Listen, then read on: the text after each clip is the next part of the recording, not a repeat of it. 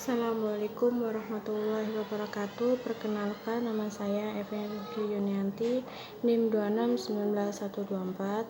Di sini saya akan menjelaskan atau menyimpulkan hasil makalah saya yang berjudul Sejarah Peradaban Islam pada masa Dinasti Umayyah Timur. Berdirinya Dinasti Umayyah ini adalah tekad Muawiyah untuk menjadikan khalifah jauh setelah terbunuhnya Utsman bin Affan. Namun terkendala oleh Ali sebagai khalifah keempat karena beliau masih ada. Namun wafatnya Ali adalah satu jembatan emas bagi Muawiyah guna untuk mewujudkan tekadnya. Semula ada upaya Hasan bin Ali untuk menuntut balas dendam ayahnya dan ditambah usulan dari kelompok masyarakat agar Hasan bin Ali menggantikan posisi ayahnya. Akan tetapi Hasan menyasingkan kemampuan diri dan kekuatan yang dimilikinya, sehingga akhirnya ia bersedia mengakui Muawiyah sebagai khalifah dengan syarat Muawiyah tidak menaruh dendam terhadap penduduk Irak dan bersedia menjamin keamanan serta memaafkan kesalahan mereka. Pajak negeri Ahwas diperuntukkan kepada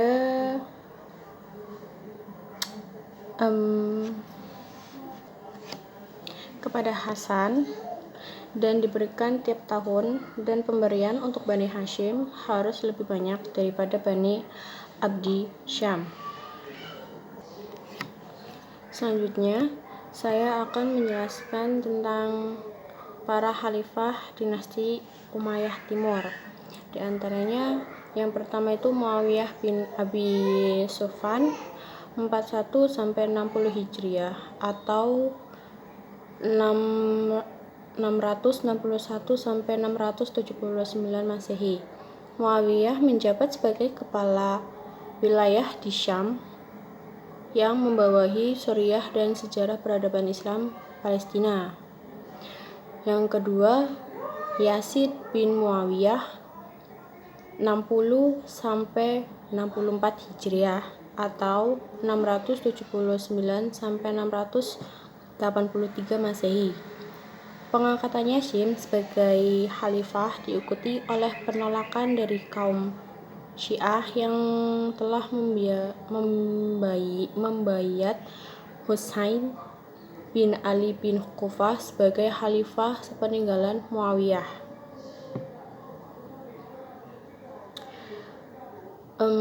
Penolakan tersebut itu mengakibatkan peperangan di Karbala yang menyebabkan terbunuhnya Husain bin Ali. Yazid itu wafat pada tahun 64 Hijriah setelah memerintah selama 4 tahun. Yang ketiga yaitu ada Muawiyah bin Yazid, yaitu 64 Hijriah atau 638 Masehi. Muawiyah bin Yazid merupakan putra Yazid bin Muawiyah dan ia menggantikan tampuk kepemimpinan sepeninggalan ayahnya. Namun ia hanya memegang jabatan khalifah hanya dalam beberapa bulan saja. Selanjutnya yang keempat itu ada Marwan bin Hakam 64 sampai 65 Hijriah atau 683 sampai 684 Masehi. Masa bin Hakam pada masa Utsman bin Affan, seorang pemegang stempel khalifah pada masa Muawiyah bin Abi Sufyan, ialah ada gubernur Madinah dan menjadi penasihat pada masa Yazid bin Muawiyah di Damaskus. Selanjutnya yang kelima Abdul Malik bin Marwan 65 sampai 86 Hijriah atau 684 sampai 705 Masehi. Yaitu merupakan orang kedua yang terbesar dalam deretan para khalifah Bani Umayyah, sehingga ia disebut-sebut sebagai pendiri kedua bagi kedaulatan Umayyah. Selanjutnya yang keenam Al-Walid bin Abdul Malik, itu 86 sampai 96 Hijriah atau 705 sampai 714 Masehi. Setelah wafatnya Abdul Malik bin Marwan, pemerintah pimpinan oleh Al-Wahid bin Abdul Malik pada masa kekuasaannya. Kekuasaan Islam melangkah ke Spanyol di bawah kepemimpinan pasukan Tariq bin Ziyad ketika Afrika Utara dipegang oleh Gubernur Musa bin Nusair. Selanjutnya, Sulaiman bin Abdul Malik 96 sampai 99 Hijriah atau 714 sampai 717 Masehi. Khalifah Sulaiman bin Abdul Malik tidak sebijak kakaknya dalam memimpin. Ia sangat mencintai kehidupan dunia dan kegemarannya bersenang-senang. Selanjutnya, Umar bin Abdul Aziz 99 sampai 101 Hijriah atau 717 sampai 719 Masehi.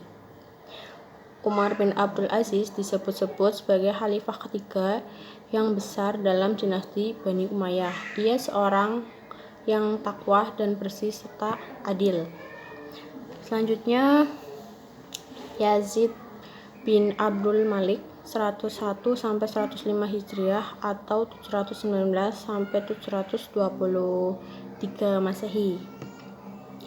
Pada masa kekuasaannya bangkit kembali konflik antara Mudariyah dengan Yamaniyah. Kaum Khawarij kembali menentang pemerintahan karena mereka menganggap Yazid itu kurang adil dalam memimpin.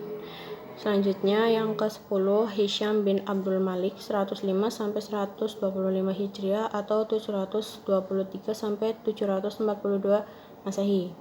Setelah kematian Yazid, saudaranya Hisham bin Abdul Malik naik tahta. Pada saat ia naik tahta,